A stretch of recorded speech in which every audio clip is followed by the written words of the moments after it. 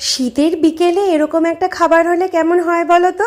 Hello everyone, তো আজকের আমাদের বিকেলের স্ন্যাক্স হলো চিজি পনির পকোড়া। যেমন দেখতে সুন্দর তেমনই সুস্বাদু। খুবই ইজি প্রসেসটা, সেটা হচ্ছে পনিরগুলোকে স্লাইস করে কেটে নিয়ে তাতে কিন্তু ভালো করে একটা ধনেপাতা পুদিনা পাতার চাটনিকে ভালো করে ম্যারিনেট করে মাখিয়ে নিয়ে তোমাকে কিন্তু ফ্রিজে রেখে দিতে হবে এক বেলা।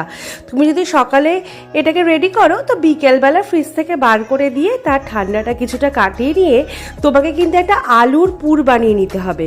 দুটো আলু সেদ্ধ করে নিয়ে সেটাকে কিন্তু ভালো করে বাটার আর চিজটাকে গ্রেট করে নিয়ে ভালো করে আলু সেদ্ধটাকে মাখতে হবে এবং তার মধ্যে কিন্তু অবশ্যই দিতে হবে একটুখানি অরিগ্যানো, তার মধ্যে দিতে হবে একটু চিলি ফ্লেক্স, পরিমাণ মতো নুন এবং কিন্তু একটুখানি গোলমরিচ। ভালো করে মাখিয়ে নিয়ে আলুগুলোকে ভালো করে সোজা করে স্ট্রেট করে নিয়ে তার মধ্যে কিন্তু তোমাকে পনিরের স্লাইসগুলো দিয়ে রাউন্ড করে পাকিয়ে নিয়ে সেই পনিরের স্লাইসগুলোকে ময়দার মধ্যে একটুখানি মাখিয়ে নিয়ে একটা ময়দা এবং বেসনের গোলায় ডুবিয়ে নিয়ে একটা কিন্তু তোমাকে ব্রেড ক্রাম্ব বানিয়ে নিতে হবে, যেটা কিনা আমরা বানিয়েছিলাম কর্নফ্লেক্স দিয়ে।